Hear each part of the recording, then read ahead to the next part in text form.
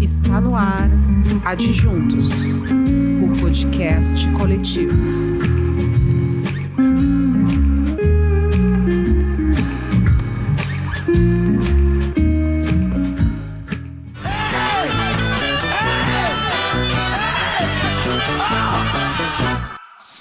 Está no ar Psiu, o seu programa de arte, cultura e informação.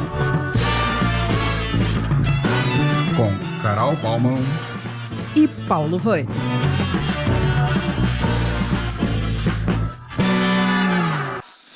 Olá, pessoal. Aqui Carol Baumann, diretamente dos estúdios da Desempaca Criações, onde vocês já sabem, são gravados os programas do canal Adjuntos Podcast Coletivo, que além deste podcast, tem também o Telas Latinas, com Luiz Alberto Cassol, Rua da Margem, com Paulo César Teixeira, e Mesa de Afrodite, com Simone Otto.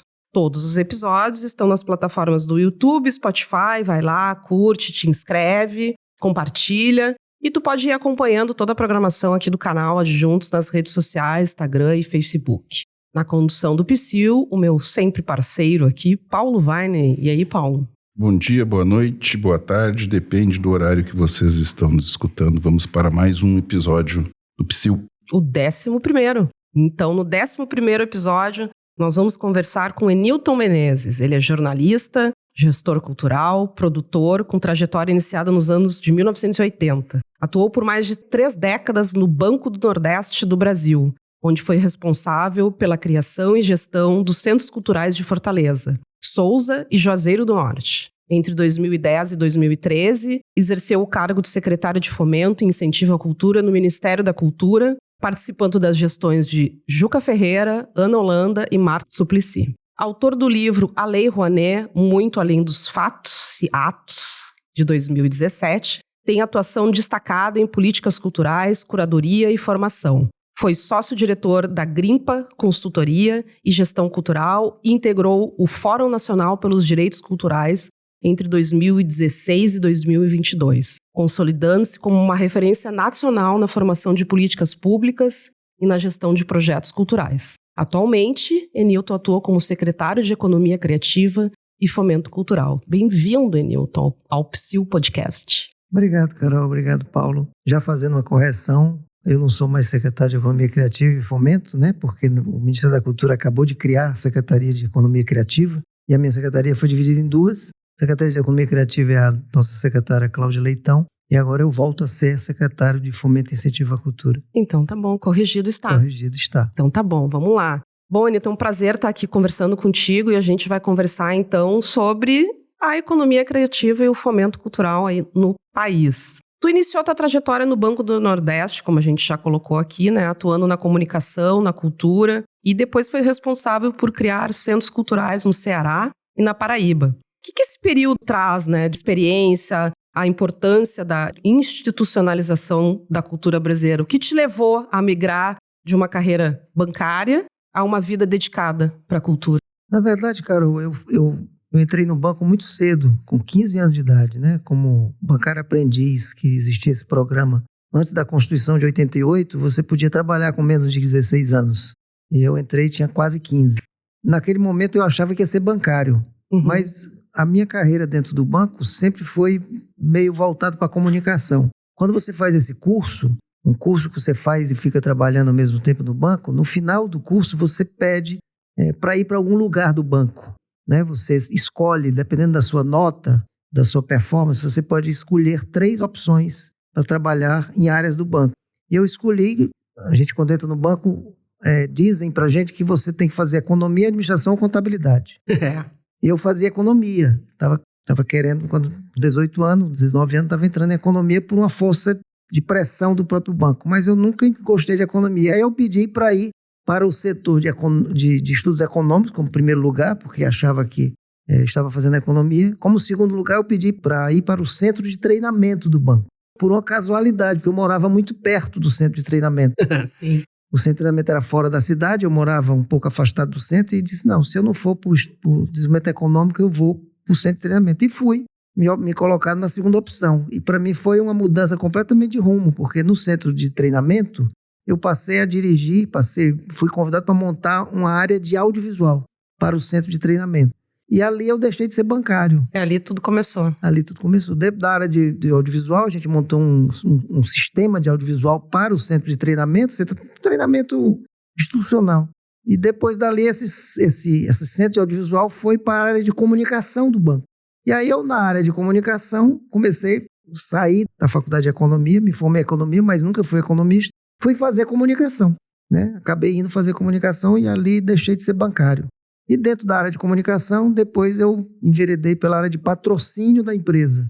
Na área de patrocínio, nós criamos uma área cultural. Depois, na área cultural, a gente começou a instalar centros culturais lá no Banco do Nordeste e a minha carreira foi toda voltada para a cultura. Eu cheguei no banco, passei 37 anos naquela empresa, saí do banco como superintendente de cultura que não existia. Então, na minha área de cultura, eu fui até onde deu, né? Porque se eu quisesse subir um pouco mais na minha carreira, eu tinha que virar bancário de novo. Sim. Então, fiquei na área de cultura. E foi no banco que recebi o convite, pelo trabalho que a gente fez no banco, foi que eu recebi o convite para ir para o Ministério da Cultura pela primeira vez, em 2010. E depois que eu voltei, passei 4 anos no Ministério da Cultura, entrei com o ministro Juca Ferreira, fiquei até a ministra Marta Suplicy, e acabei, quando voltei para o banco, já não me sentia mais naquela instituição. Como eu tinha tempo para me aposentar, eu disse, não, eu vou sair, está na hora de sair, deixar o lugar para outra pessoa, e acabei saindo do banco. Isso me deu um pouco de bagagem todo esse tempo, porque o Banco do Nordeste é uma instituição ele oferece uma formação muito sólida naquilo que você quer fazer. Então, dentro do banco, mesmo não estando numa área cultural, eu tive a oportunidade de, pelo banco, fazer muito curso, fazer muita visita, quer dizer, tive uma experiência muito larga. O Banco do Nordeste tem isso, ele lhe oferece uma oportunidade de crescimento profissional dentro da sua área, mesmo não sendo bancária, né? Uhum. Então, eu consegui uma carreira inicialmente meio casual, mas que acabei me identificando naquilo que eu nem sabia que queria fazer, porque eu achava que eu queria ser economista. Porque quando você entra no banco com 14 anos, você está entrando num banco, né? Como é que você vai pensar em trabalhar em cultura? Sim. Mas aí tu falaste que saíste do banco e tu foste para o Ministério em 2010, né? 2010. 2013. E ali tu já assumiu a Secretaria de Fomento, né? Eu fui convidado pelo ministro Juca Ferreira para assumir a Secretaria de Fomento, né? Pois é, daquela época. E agora tu estás de novo como na Secretaria de Fomento, de Incentivo.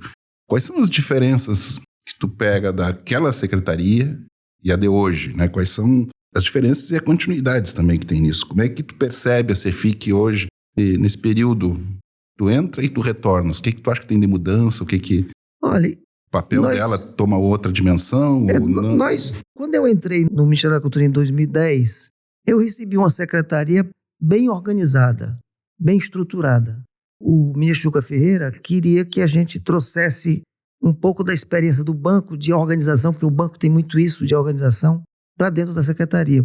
Organização no sentido de controles, porque você é uma secretaria que mantém ali 80% dos recursos do Ministério. Então, ele queria uma pessoa que tivesse experiência de controles. Sabendo da experiência que eu tinha no BNB, ele me chamou, mas eu recebi uma secretaria organizada, com equipe organizada, e a gente acabou, meio que foi a época que a gente informatizou a Lei Rouanet. A Lei Rouanet era toda em papel à época. Então, quando eu cheguei, me assustei um pouco com aquilo. Eu me lembro que a primeira vez que eu fui para a CNIC, Comissão Nacional, que eu fui dirigir a CNIC, eu fiquei assustado porque eram montanhas de papel. Imagina. Cada projeto tinha aqueles domos, né, de papel e as pessoas disseram, mas não é possível que isso é assim. É possível. E aí a gente começou o processo foi quando a gente começou a desenvolver o SALIC. Foi lá em 2010. Tinha um embrião de um sistema, a gente conseguiu informatizar e começamos a colocar tudo no sistema. Mas era um ambiente muito, muito diferente do de hoje, porque quando eu chego de volta no Ministério em 2023, eu recebi uma secretaria completamente desmontada, né? Eu me lembro, Paulo, que a primeira vez que eu fui fazer a CNIC em 2023, quando eu fui fazer a plenária, que eu disse, cadê o painel de votação? Uma coisa simples, cadê o painel de votação daquele? Eu disse, não tem painel. Eu disse, mas peraí, quando eu saí em 2013 tinha, era eletrônico. Hoje não é mais? Não, não é mais. Eu tive que fazer a votação da CNIC levantando a mão, porque eles destruíram o sistema que tinha sido criado anteriormente. Então nós encontramos a diferença que apesar da gente achar que poderia estar recebendo uma secretaria mais evoluída, a gente recebeu eu recebi uma secretaria destruída. Não somente em sistemas, em processos, como em equipes. As equipes estavam completamente desmotivadas e foi um trabalho muito mais complicado de erguer novamente a secretaria. Nessa possibilidade de erguer a secretaria, de trazer de novo a Lei Rouanet para um lugar que ela nunca devia ter saído, a gente aproveitou para dar uma outra cara para essa lei, que foi uma encomenda que a ministra fez. Enquanto no ministro Juca Ferreira, a encomenda que ele me fez foi fazer uma gestão profissional do que lá estava, a ministra Margarete pediu para a gente ter esse mecanismo e que ela chamou de eu preciso nacionalizar esse mecanismo.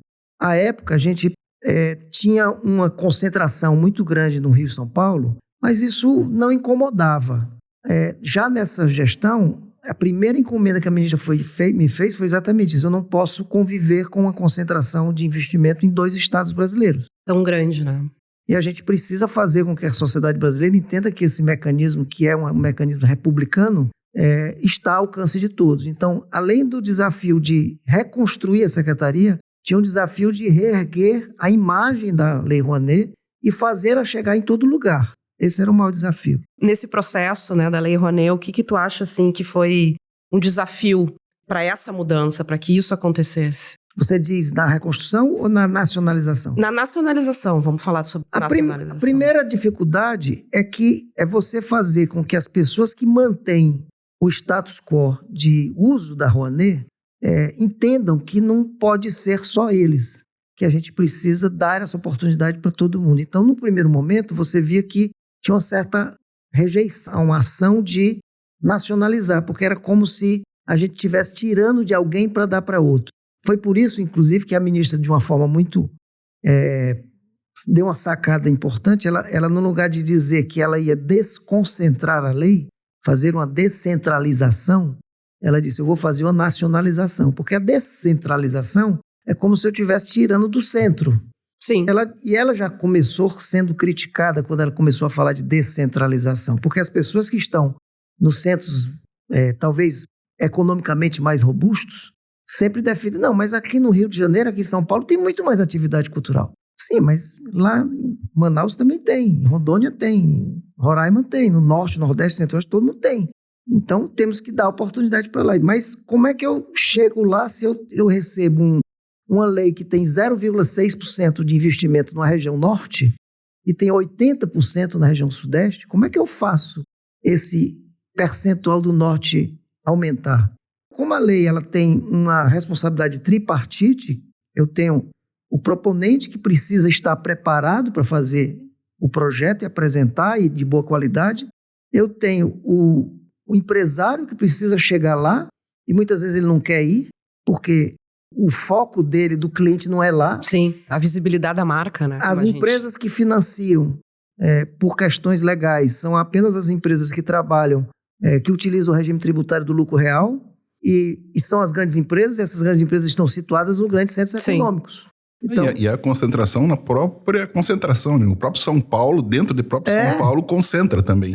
Porque é uma concentração. Quando a gente fala em Sudeste, e o Paulo tem razão, não é Sudeste, são 2 estados. E quando você fala dos estados do Rio de São Paulo, não é o estado do Rio de São Paulo. É a cidade do Rio de Janeiro e a cidade de São Paulo. E quando você fala cidade, não é a cidade do Rio de Janeiro. É a zona sul do Rio de Janeiro e o centro expandido de São Paulo. A periferia da cidade de São Paulo estava tão excluída quanto o Nordeste brasileiro ou o Norte brasileiro, sem alcançar a possibilidade desses investimentos. Então, a gente teve que fazer um trabalho, o desafio foi fazer um trabalho, inclusive com as empresas, de que as regiões, eu não gosto de dizer mais distante, porque é distante de quê, né? Sim. Mas as regiões mais periféricas em termos de Brasil, considerando a centralidade do Sudeste, também têm atividades culturais e, por sinal, de uma robustez que até nos admira quando você vê acontecendo. Então, essa dificuldade de convencer a todo mundo de que isso era bom para o Brasil, a gente não quer tirar de ninguém. Então, nós partimos para uma estratégia, até mesmo de convencimento da sociedade, que nós não íamos tirar de ninguém. O que a gente estabeleceu como estratégia de que aquele orçamento da Lei Rouanet que estava sendo ampliado Este orçamento a mais, ele precisava ser melhor distribuído, desde que ninguém ficasse com menos recursos, mas que o que a gente conquistou na Fazenda como plus para o orçamento, que este plus pudesse ficar melhor distribuído. E hoje a gente sai, em 2 anos e meio de trabalho, nós saímos de, por exemplo, no Norte, nós saímos de 0,6% para 5% de investimento no Norte. Nós caímos de 80% no Sudeste para 60%. 51%. É uma boa diferença, né? E 1% que sai, percentualmente, que sai do Sudeste, aumenta 4% lá no Norte, né? E começamos a fazer esses trabalhos nas regiões de indução dos investimentos, porque esse é o nosso papel. Fazer com que o empresário chegue lá, fazer de fato a indução desse investimento. Deixa eu fazer uma pergunta para ele. O volume de recursos via Lei Rouanet, que tem uma expectativa de recursos, ele é utilizado todos os anos? Paulo, ele é utilizado mais do que está no orçamento. É um dos problemas que nós temos hoje, 25. Eu disse para a ministra eu disse, ministra, nós estamos com um bom problema. Eu disse que o nosso orçamento não vai dar, porque a gente conseguiu fazer com que esse orçamento fosse melhor distribuído e a demanda aumentou muito. Porque na hora que você tem a expectativa da região Norte, Nordeste e Centro-Oeste, os agentes culturais que veem a possibilidade de que aquele dinheiro, ele pode alcançar esse dinheiro, ele vem buscar. Então, a demanda aumenta muito. Hoje a gente tem um orçamento para 2025 de 2,75 bi, né? Quase 3 bilhões. Para a Lei Rouanet. Para a Lei Rouanet. No ano de 2023, a gente tinha um orçamento de 2,1. Um orçamento que nós herdamos de 22, porque a lei orçamentária anual é feita no ano anterior. Então, nós, quando entramos no governo, herdamos um orçamento de 2,1 bilhões para a Lei Rouanet. Quando a gente começa a trabalhar e começa a dar oportunidade para as pessoas acessem, essas oportunidades passam inclusive por formação. Nós fizemos uma parceria com o SESI e oferecemos formação de elaboração de projeto em várias cidades, Norte, Nordeste e Centro-Oeste. A gente fez uma projeção já no meados de 2023 que o orçamento de 2,1 não ia dar. A gente precisava de 2,3, 2,4. Nossa projeção era de 2,45. Como o investimento ele acompanha uma curva, se você pegar os 10 últimos anos, o comportamento é o mesmo. Então, você consegue projetar para o final aquilo que está acontecendo ao longo do ano. Então, nós projetamos por 2,45, nós só tínhamos 2,1. Então, quando chega em setembro, eu e Márcio Tavares tivemos que ir à Fazenda. Dizer, olha, o nosso orçamento não vai dar. E o responsável por nos receber, o secretário executivo de lá, disse, é a primeira vez que alguém vem aqui falar disso. Porque nunca ninguém se preocupou com vocês, os outros não se preocupavam com isso, porque não usavam o dinheiro todo. E a gente conseguiu que a Fazenda, em 2023, desse um suporte para chegar a 2,5. A nossa projeção acabou ficando com 2,45. Em agosto, setembro de 2023, nós pedimos à Fazenda que, para 24, nos desse um pouco mais, porque já estava defasado. E a gente pediu 3 bilhões para 24. E em 24, a Fazenda disse, mas olha, não vai dar mais tempo, porque o orçamento vai para o Congresso em julho. E já foi para o Congresso. Mas vamos ver o que é que a gente faz. Quando a LOA é aprovada, a LOA foi aprovada com 2,99. Eles conseguiram fazer um ajuste. Quando é 2,99, eu digo para o Márcio Tavares, Márcio, esse ano de 24 nós vamos estar tranquilos, porque tem 3 bilhões, a nossa projeção é 2,6, então a gente vai trabalhar tranquilo. Nada. O dinheiro não deu, a gente captou, a captação deu 3,05, passou dos 3 bilhões.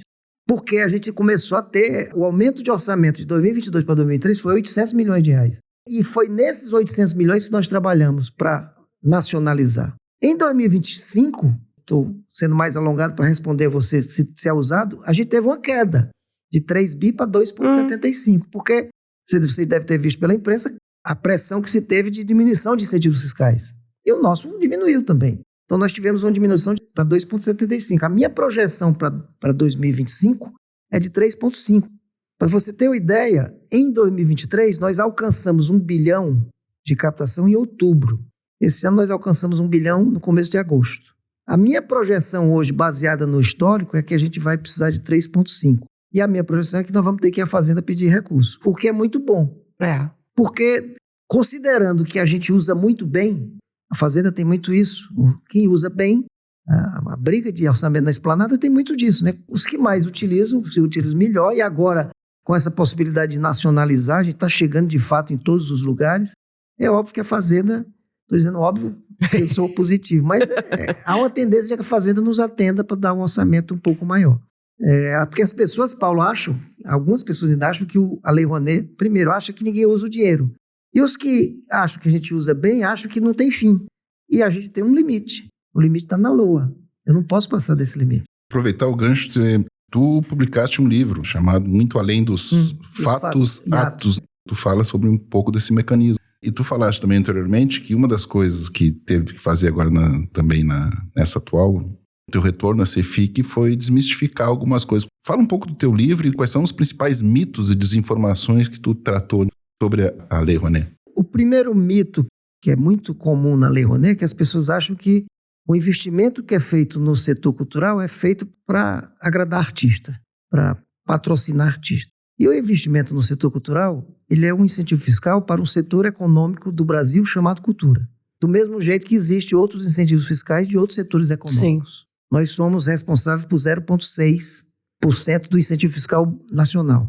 Considerando que hoje a gente é mais ou menos 3% do PIB, existem estudos que dão mais ou menos isso, um pouco mais, um pouco menos, o setor cultural, o setor criativo, responsável por 3% do PIB. Se a gente fosse fazer um cálculo de papel de pão, o nosso orçamento não era 3 bilhões, era 18 bilhões.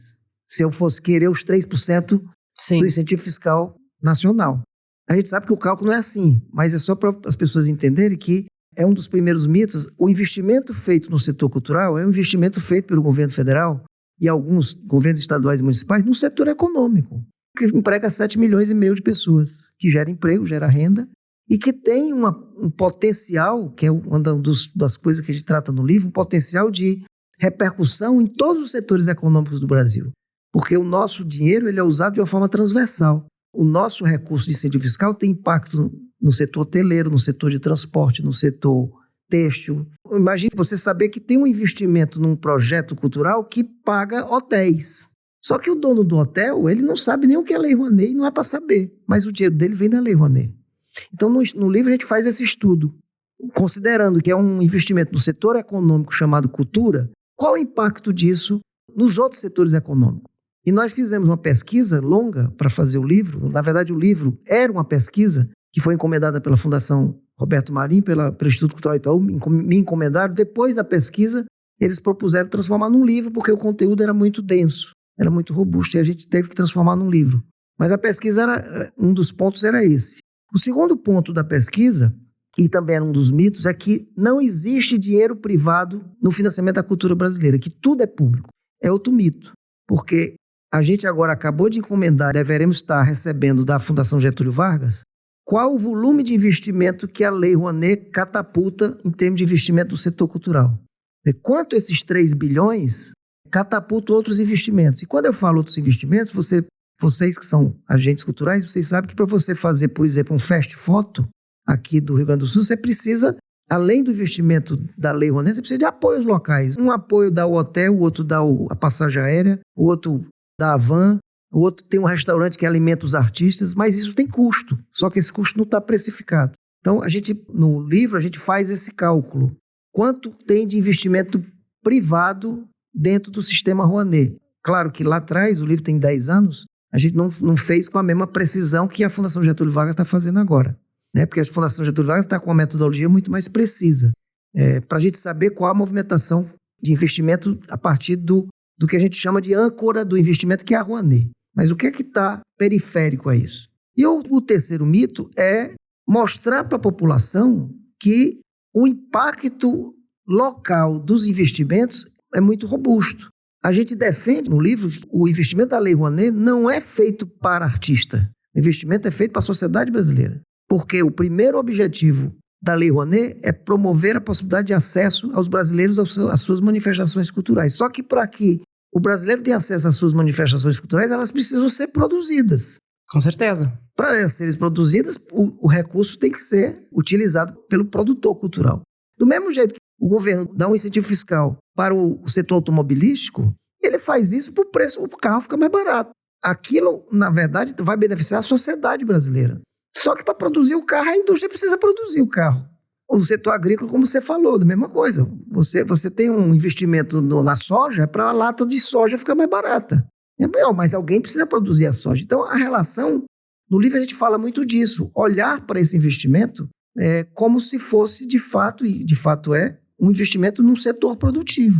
Sendo nós um setor produtivo, por que não merecemos incentivos fiscais se outros setores produtivos também têm? Pois é. E muito mais do que isso. A sociedade precisa aprender, e eu tenho dito muito isso, Paulo e Carol, nas nossas palestras por aí, o próprio setor cultural precisa enxergar isso de uma forma diferente. Porque o setor cultural está muito acostumado a achar que vai passar o pires. E eu digo, quando você for conversar com um empresário que vai investir no seu projeto, você tem que ter informações com mais peso para ele entender que aquilo não é financiar um espetáculo musical. Ele está ajudando, ele está participando de um investimento num setor produtivo igual o dele. Eu conversando uma vez com o pessoal do agro do Mato Grosso, nessas conversas que a ministra pediu para a gente fazer, o pessoal do Mato Grosso, principalmente o pessoal do agro, é um pouco refratário a investimentos na cultura por causa dessa coisa meio chata de ideológica, que cultura é de esquerda, né? Sim, aquela coisa sim. que a gente sabe que o país ficou dividido. Esse desserviço que foi feito. Mas aí quando você conversa com eles, que eles dizem assim,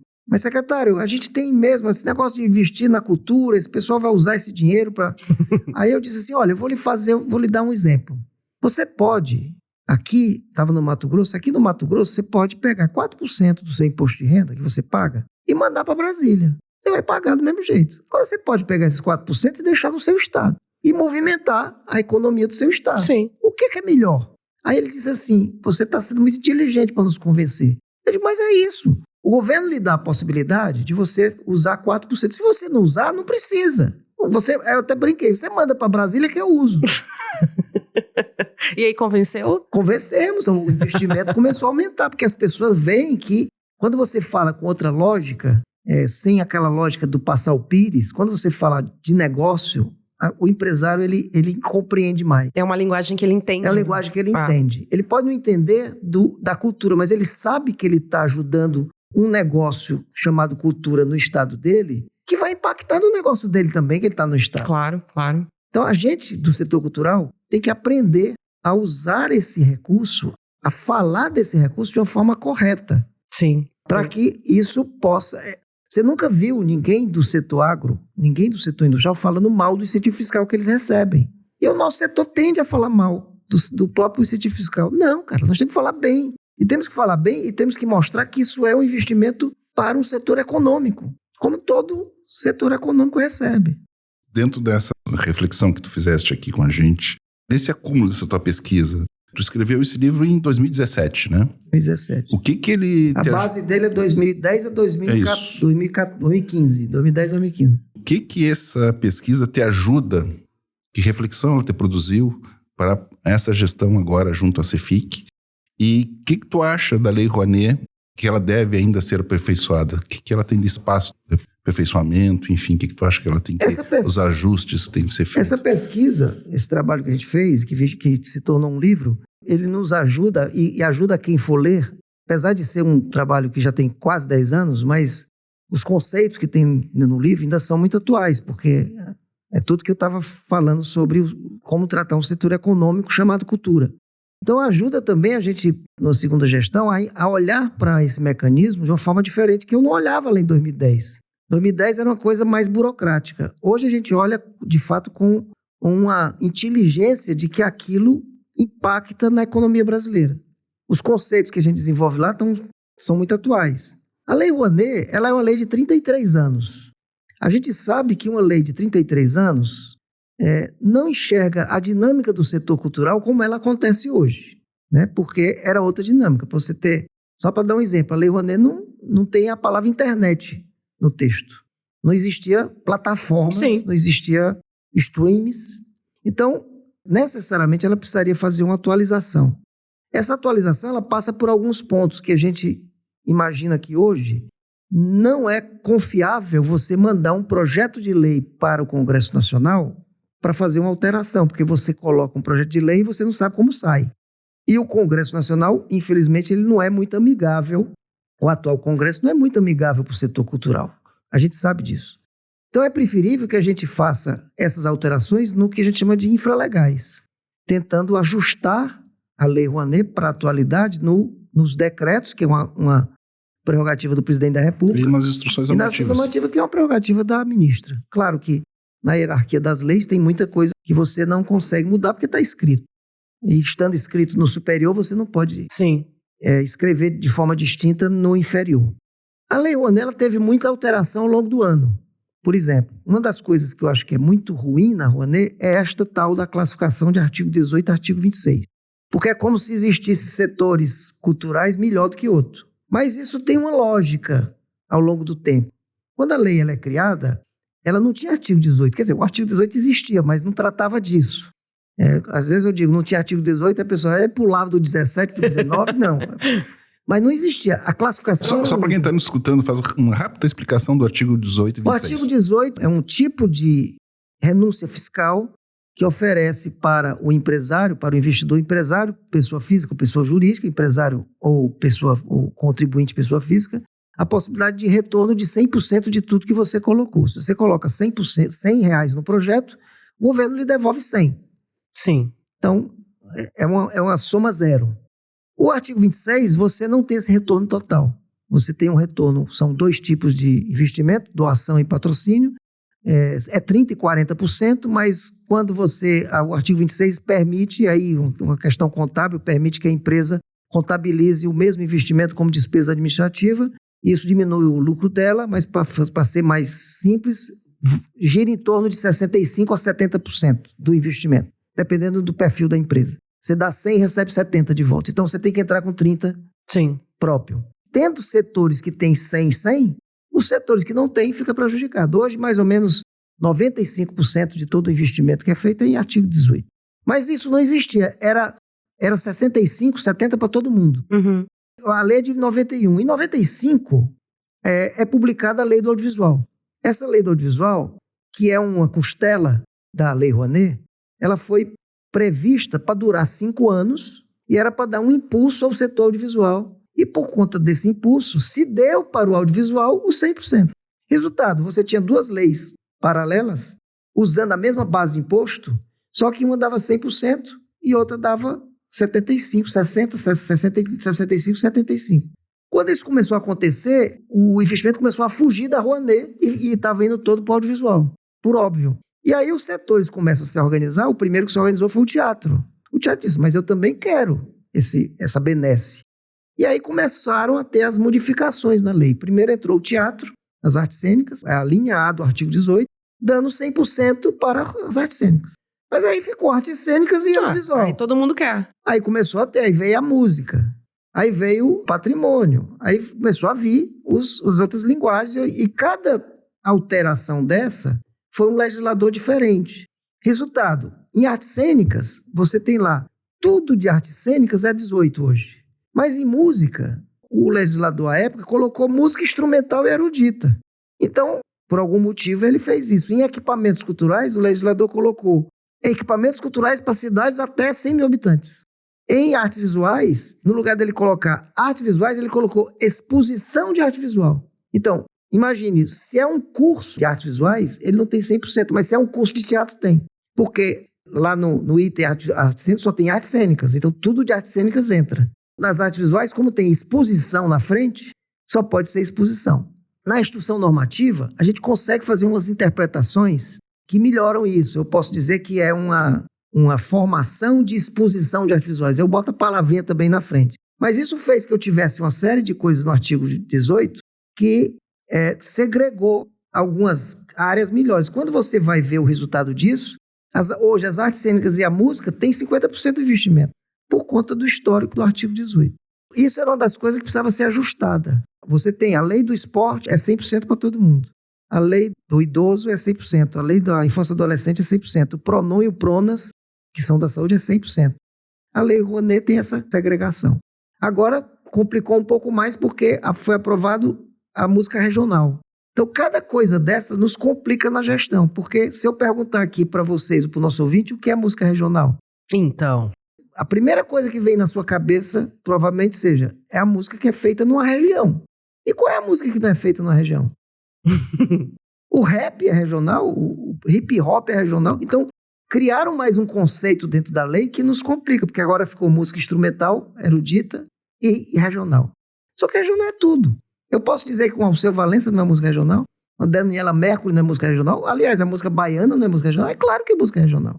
E aí vem essa complexidade de você ter essa coisa do artigo 26 e artigo 18. Eu acho que tinha que ser tudo 100% de renúncia. Até porque o impacto do investimento privado não é esse. Tanto é que mesmo tendo o artigo 26, não tem investimento no artigo 26. É admissível que você possa construir um centro cultural na periferia de Porto Alegre e não dá 100%, porque a cidade de Porto Alegre tem mais de 100 mil habitantes.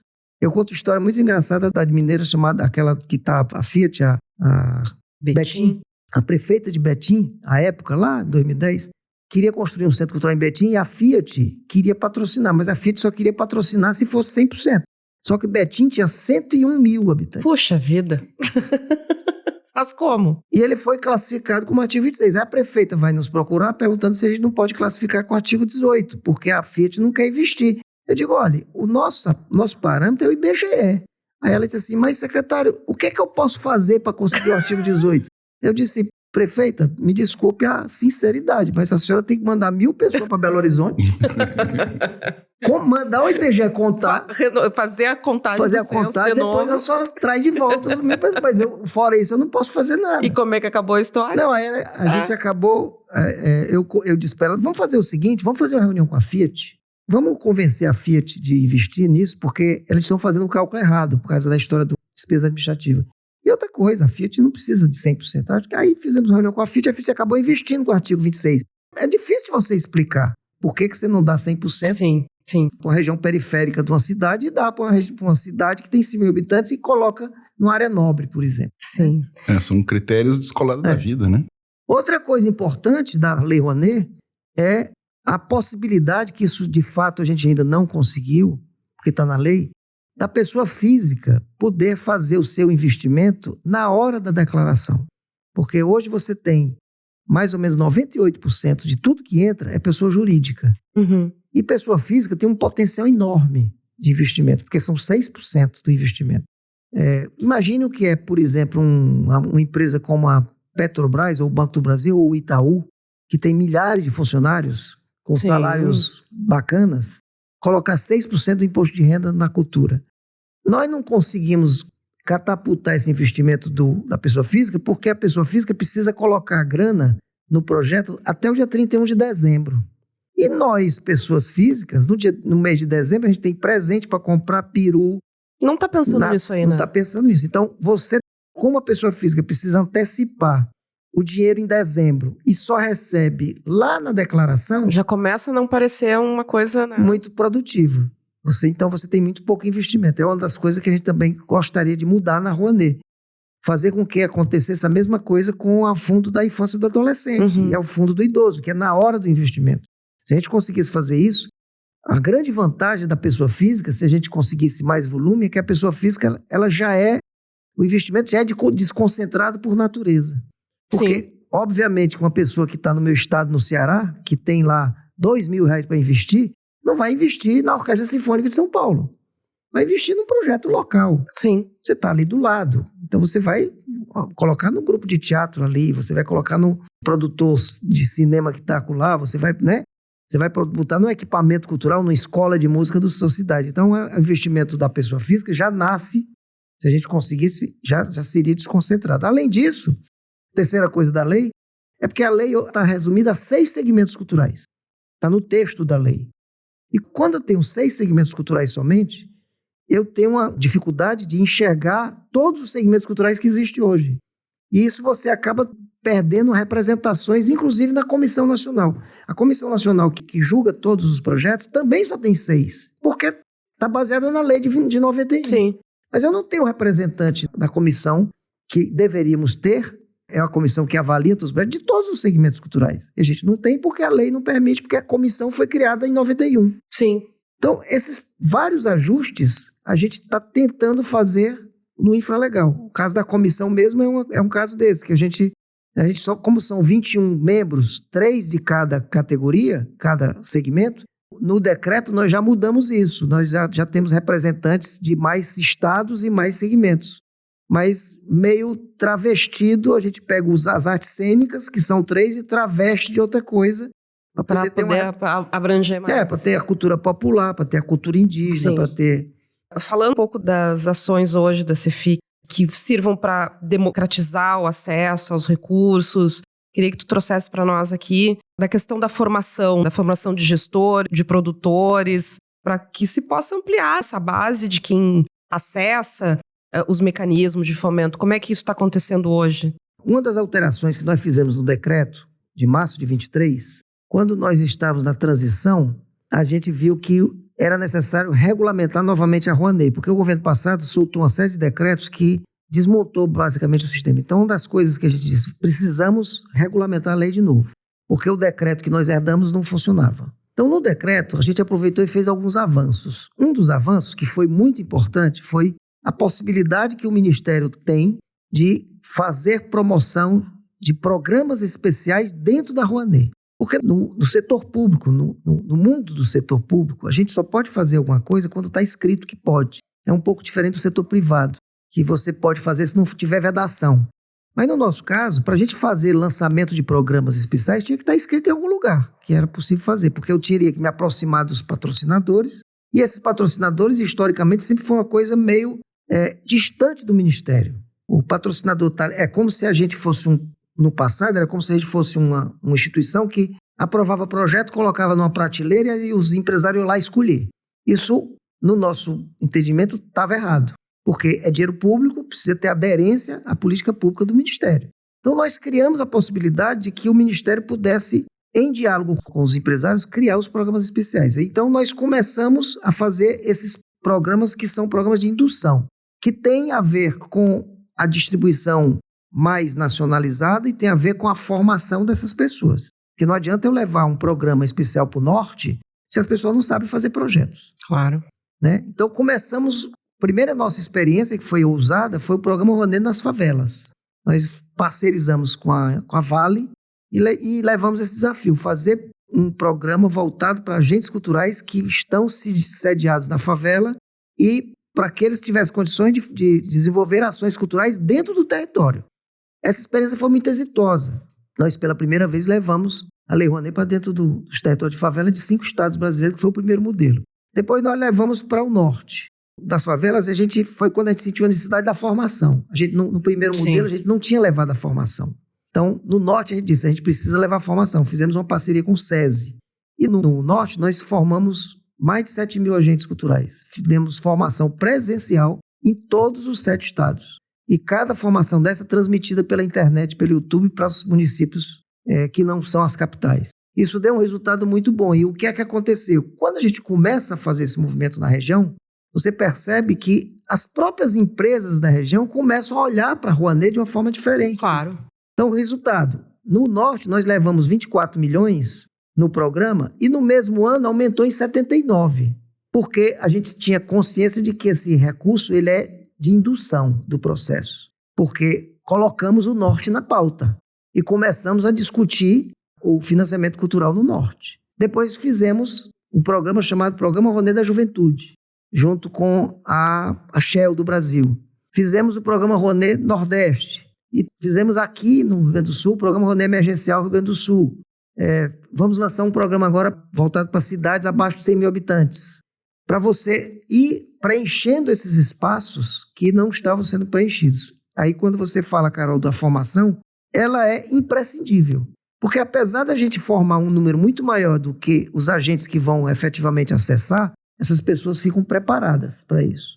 Esse foi o primeiro momento, o primeiro processo de indução que a gente começou a atuar. O segundo processo foi atuar nos editais, os editais das grandes empresas. Nós colocamos no decreto, que também foi uma novidade, que qualquer empresa que lançasse um edital público tinha que submeter ao Ministério primeiro. Exatamente porque as empresas faziam editais a despeito de qualquer impacto que causava no Ministério da Cultura. Você imagina, por exemplo, uma empresa como o Banco do Brasil, apesar de ser estatal, mas só para dar um exemplo. Você abre um edital, você tem 7 mil, 8 mil inscrições do programa. E o Banco do Brasil, ou a empresa, a Vale faz isso, fazia, o Bradesco fazia, dizia o seguinte, você só se inscreve se tiver um projeto aprovado no PRONAC. Qual é o impacto disso? Os 7 mil vão lá no PRONAC para Claro. apresentar o projeto. E a gente tem um custo violento lá. Só que dos 7 mil, o patrocinador vai financiar 60. Eu digo, ora, então tem uma coisa invertida aí. Se só vai financiar 60, primeiro você faz o edital, depois os caras vêm no ministério. Porque eu não posso rodar 7 mil, porque ele... Sim, para você só pegar 60. E aí eu vou fazer o quê com 6.940 na nossa base? Então, nós fizemos, para não dizer que eles não podiam exigir o PRONAC antecipadamente, nós fizemos uma coisa mais inteligente. O edital precisa ser submetido ao ministério. Porque nessa submissão, não somente nas regras de apresentação de projeto, a gente pode interferir também nas cotas regionais. E a gente começou a atuar nisso. A primeira grande experiência foi a Petrobras. A Petrobras lançou um edital de 250 milhões e nós criamos, junto com a Petrobras, porque o edital passou pelo Ministério, nós criamos cotas de 15% para cada região, das 5 regiões. A mesma cota do Sudeste é a mesma cota do Norte. Já mudou aí o negócio. O negócio já começou a mudar aí. Então, se eu tenho 250 milhões de investimento, quando eu crio a cota de 15% para o Norte, eu estou levando para o Norte 37 milhões e meio. E estou levando 37 milhões e meio para cada uma das 5 regiões. Ora, 15% vezes 5 dá 75%. Sobra 25%. Esses 20%, 25% a gente imaginava que provavelmente o Sudeste ia capturar. Mas quando você faz isso, você sabe que o agente cultural do Norte vislumbra que, não, peraí, eu tenho 37 milhões e meio garantido para mim aqui do Norte. E quando a gente faz isso, a Petrobras fica receosa, com toda a razão, tipo assim, mas se não tiver projeto de boa qualidade lá no Norte? Opa, vai ter sim. Aí eu disse, eu lhe garanto que vai ter. Deixa eu aproveitar esse gancho, fazer uma já que estamos chegando já no final da nossa conversa, tem uma pergunta que eu gostaria de fazer, que isso aí também não é uma resposta curta.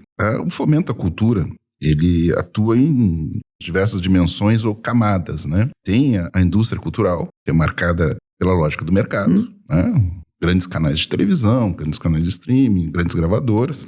Tem a cultura popular, tem os circuitos locais e regionais, e tem também o fomento direto ao artista e a sua obra, né?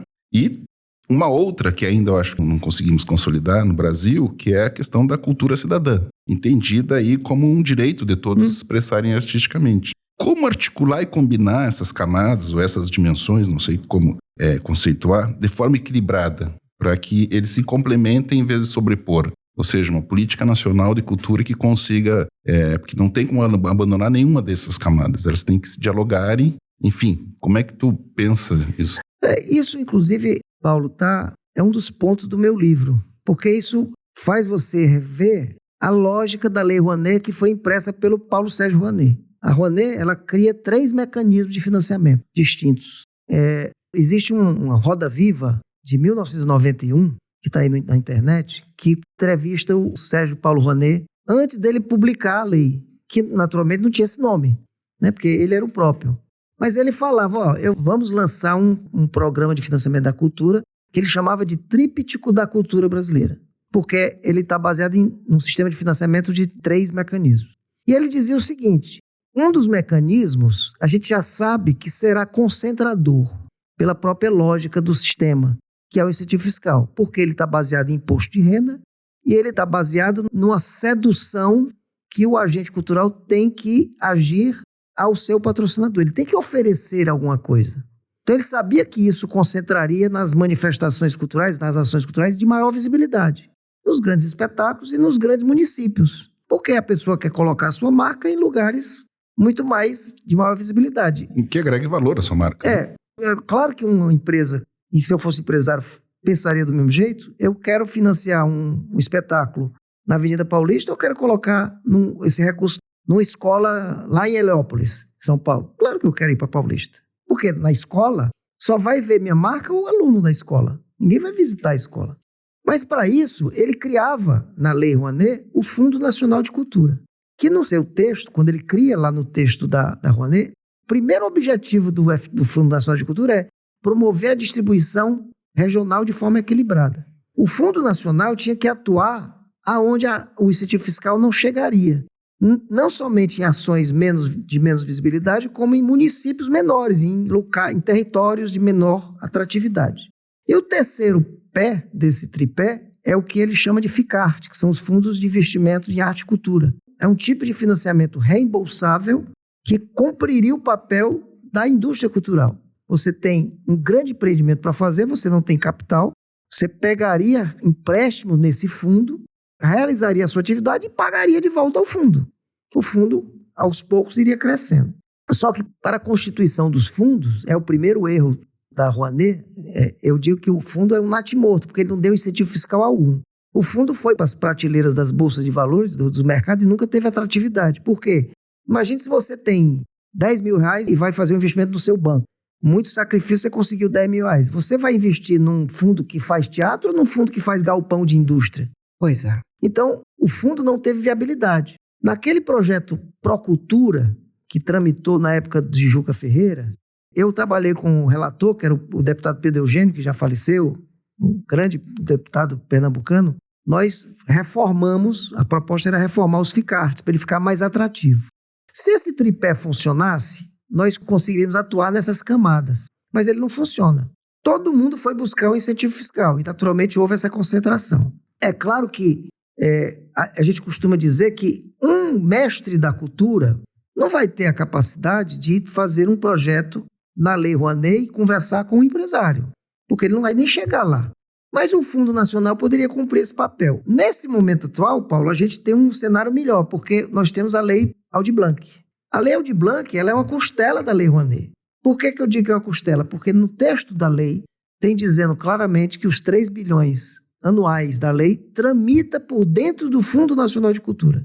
Porque o legislador já imaginou que o fundo tem esse papel.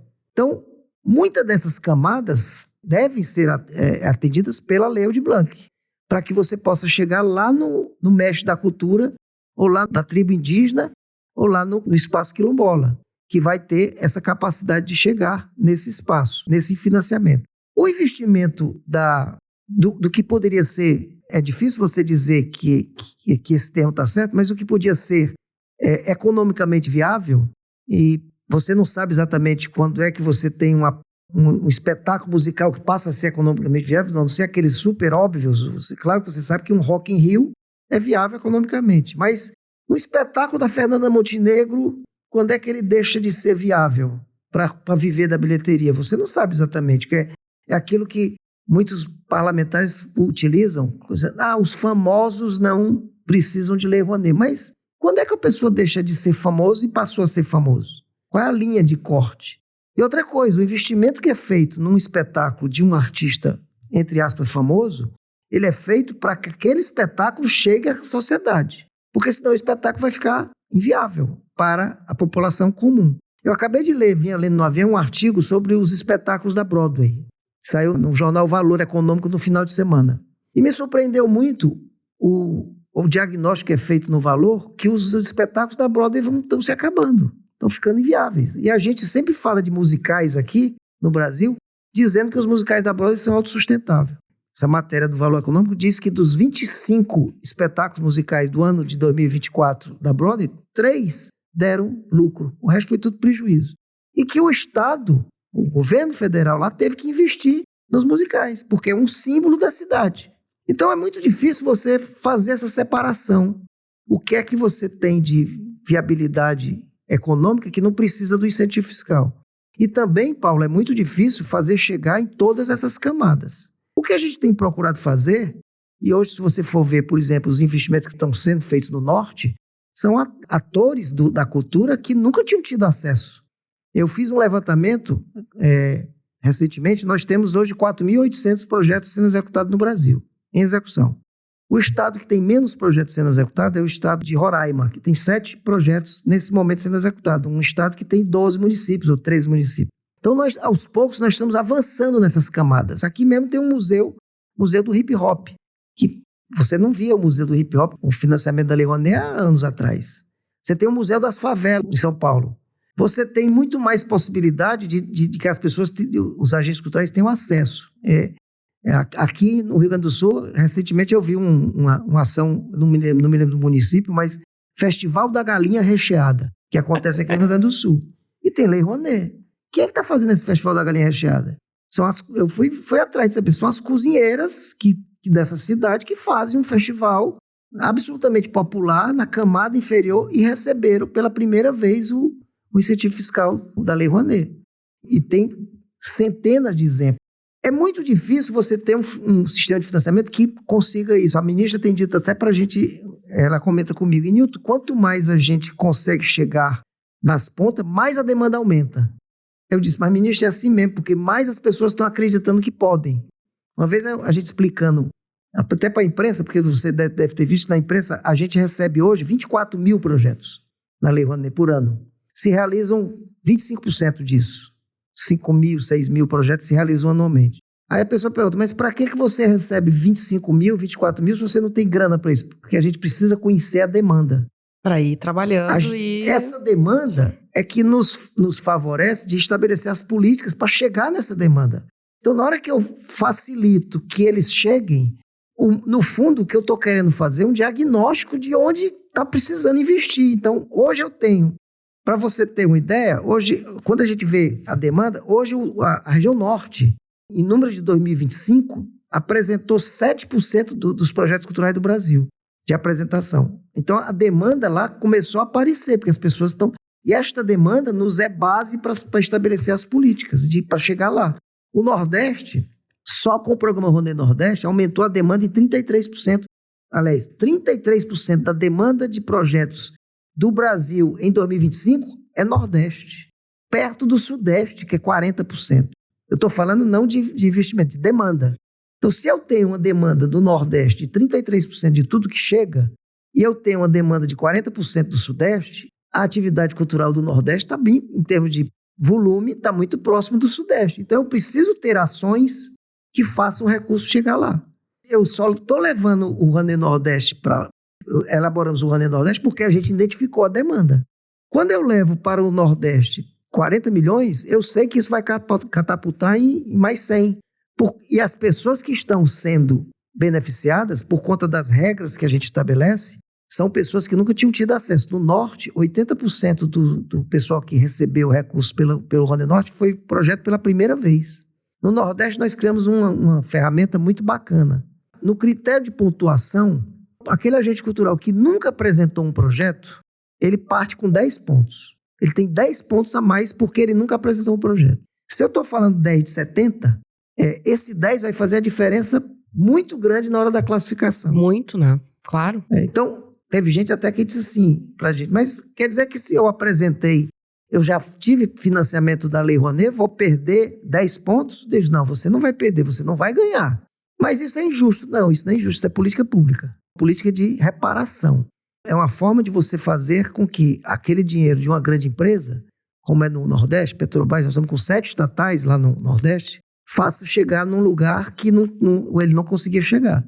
Lá no Nordeste, nós estamos criando cotas estaduais, porque mesmo dentro de uma região como o Nordeste, que já é um pouco excluída, você tem também bolsões. Se eu não fizer isso, quando eu lanço um programa lá, eu vou ter uma concentração no Ceará, Pernambuco e Bahia. E eu vou esquecer Piauí, Sergipe, Alagoas. Então, o que a gente faz? Mesmo no Nordeste, tem que ter cota. No Norte, eu dizia para a secretária de Cultura do Norte que o Pará é o Sudeste do Norte. Porque o Pará tinha 80% do pequeno investimento que tinha no Norte, 80% desse investimento estava no Pará. Era concentrado no Pará. Então, quando a gente leva para lá o financiamento do Rouanet Norte, também fizemos valer as cotas estaduais, para que o cara o agente cultural de Roraima também vislumbre atingir. Então, aos poucos, a gente vai tentando chegar nessas camadas. A Lei Aldir Blanc nos ajuda muito. Hoje, se você fizer uma comparação, quando você pega o Brasil todo, se você fizer uma comparação dos investimentos da Aldir Blanc com a Rouanet, você vai ver, por exemplo, que todos os estados que recebem mais recursos da Rouanet são exatamente os que recebem menos da Aldir Blanc, percentualmente falando. Então, você tem um estado como Roraima, recebe 12 vezes a mais na Aldir Blanc do que recebe na Rouanet. O estado de São Paulo recebe menos da metade da Aldir Blanc do que recebe na Rouanet. E quando você junta os dados desses estados, você vai ver que você tem uma distribuição mais justa. E você vai conseguir chegar nessas camadas. Mas é um desafio. É um desafio para o tamanho do país, para o tamanho que a demanda tem, para o tamanho da diversidade que a gente tem. E você tem que atuar em várias camadas. Uma das camadas importantes, que às vezes as pessoas esquecem, é a CNIC. Pela CNIC passa todos os projetos. A CNIC precisa conhecer o Brasil.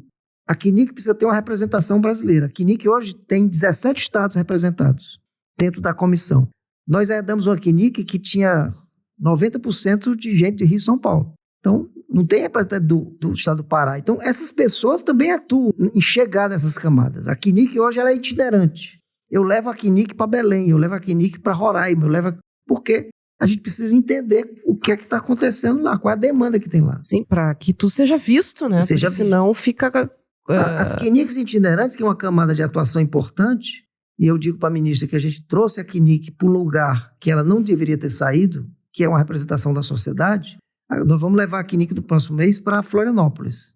E a gente nunca foi a Florianópolis, apesar de ser um estado que tem um investimento grande, mas tem muita gente que não, lá em Florianópolis que não consegue acessar.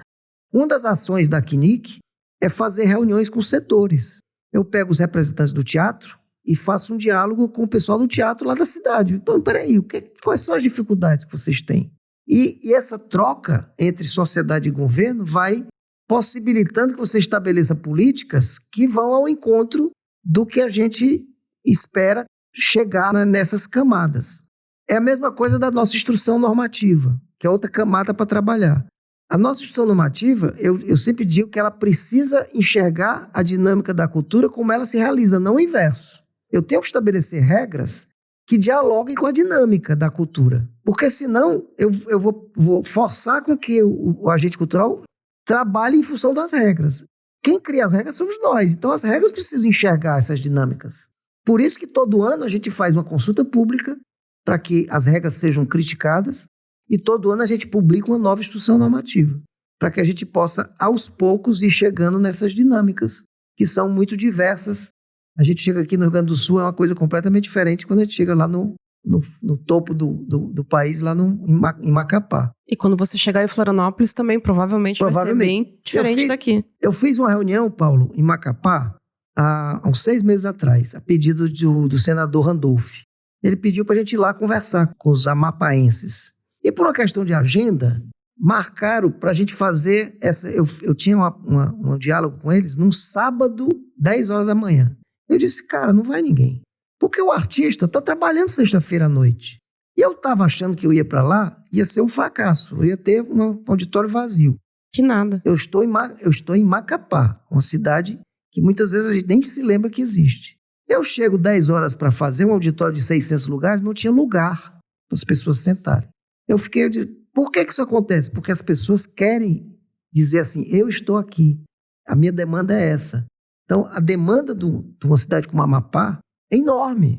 E se a gente não for lá conhecer, como é que eu vou estabelecer minha política se eu não conheço o que está sendo? Cara, não chega, né? Não chega. Bom, infelizmente, a gente está indo para o nosso fechamento aqui. Tem muito assunto, muita coisa que a gente queria...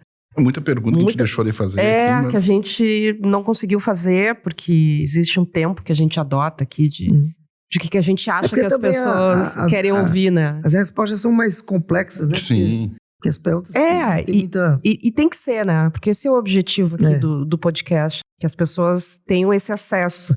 Então, chegando nesse momento final, a gente em algumas entrevistas, a gente adota esse fechamento, né? Se tu pudesse resumir numa frase o papel do fomento cultural hoje no Brasil, qual seria? Desenvolver o setor cultural como um setor econômico do Brasil. Esse é o papel do fomento, porque nós somos um setor econômico. Somos.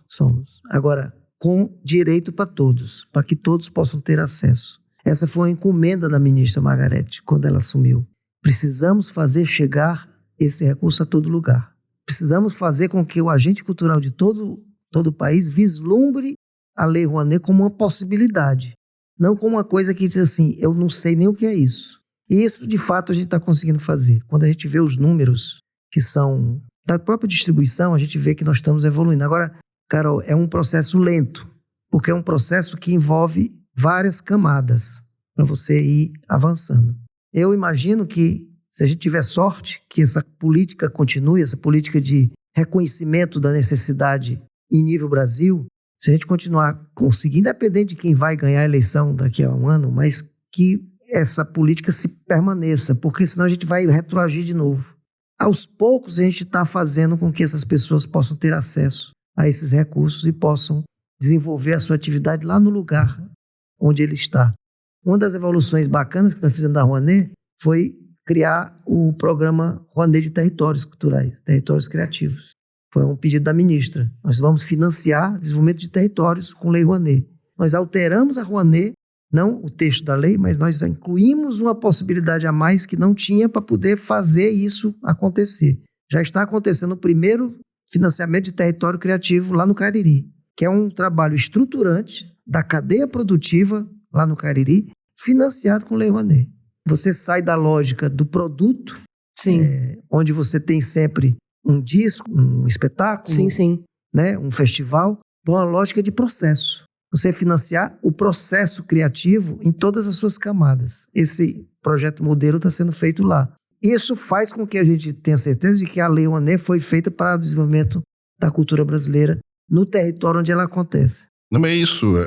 Nossa conversa aqui, te agradecer, mas também dizer que eu acho que fica aberto uma outra possibilidade da gente entrar nesses pormenores. Não é pormenores, não são pela sua importância, mas são detalhes. Né? Que é o território criativo, que é uma novidade interessante. E entrar em outros detalhes, editais, critérios, instrução normativa. Que é muito... Começa a abrir portas. Não, mas é isso. Mas para quem está nos escutando, escutar primeiro essa abrangência mais geral e mais longa e profunda mesmo, porque tem que ser a complexidade disso. Depois, numa segunda entrevista, já poder compreender, tendo esse guarda-chuva de ideias, poder compreender a nossa discussão mais pormenorizada. Daqui a pouco a gente vai organizar com o Enilton aqui um podcast mensal com ele. Imagina, todo mês ele vem aqui, que vocês não estão nos vendo, mas o Enilton tá aqui em Porto Alegre, tá aqui no estúdio com a gente. Tem algumas entrevistas que a gente faz via Meet, né? Então, quem sabe, né? Porque realmente é muita coisa pra gente conversar e pra gente detalhes de várias coisas. Mas, Enilton, quero te agradecer demais a presença aqui. A gente te agradece muito a presença e foi muito legal. É sempre um prazer falar com mais detalhes, porque as pessoas conhecem pouco do que está do lado, nós trabalhamos que é dentro do governo, né? Foi essa percepção que fez nós ter o podcast sobre economia da cultura, exatamente por causa disso. Para que as pessoas tenham informação, né? E, de fato, é um trabalho, além de ser prazeroso, porque você vê as coisas acontecendo, você abrindo possibilidades. Às vezes eu chego numa cidade pequena e você vê aquilo acontecendo com Lei Rouanet, que não tinha essa possibilidade. Pô, deve ser incrível. E você vê que a gente está no caminho certo. Agora, é um caminho lento. O resultado está sendo até mais rápido do que a gente imaginava, mas é um caminho lento. Anteontem nós fizemos uma oficina de última hora para o pessoal que vai apresentar projetos de desenvolvimento de territórios. Existia uma certa dificuldade das pessoas saírem dessa lógica do produto e apresentar um projeto de desenvolvimento territorial, estruturante. Nós fizemos uma oficina que a secretária Cláudia Leitão pediu para a gente fazer. Divulgamos rapidamente. Eu vi a divulgação nas redes. Tinha 750 pessoas logadas. Eu pensei que ia dar 40. Tinha 750 pessoas. E fizemos uma divulgação super rápida nas redes do Mink. Mandamos aquela coisa, manda para o sim. E de repente eu chego lá no estúdio do SESI, porque o SESI nos ajuda muito nessas oficinas. Eu tenho 750 pessoas conectadas esperando a oficina. Então, tem a demanda. Ela está aí. Que bom que o Ministério enxerga, né, essa demanda e está trabalhando para atender essa demanda, né? Que com certeza existe. Mas, mais uma vez, Enilton, muito obrigada pela tua presença. Sempre que eu vier a Porto Alegre... Opa! Que é sempre uma cidade muito carinhosa, né, com todo mundo. Vocês gaúchos são muito receptivos. Tá bom. A gente de repente, organiza aí. Tu passa por aqui. Uma segunda rodada. Eu acho importante, eu acho necessário, inclusive, uma segunda rodada para exatamente a gente aprofundar um pouquinho mais nas questões que a gente, infelizmente, pelo tempo aqui não conseguiu dar conta. Então tá bom. Gente, é isso. Espero que vocês curtam. Até a próxima. Obrigado. Adjuntos, a gente pode mais.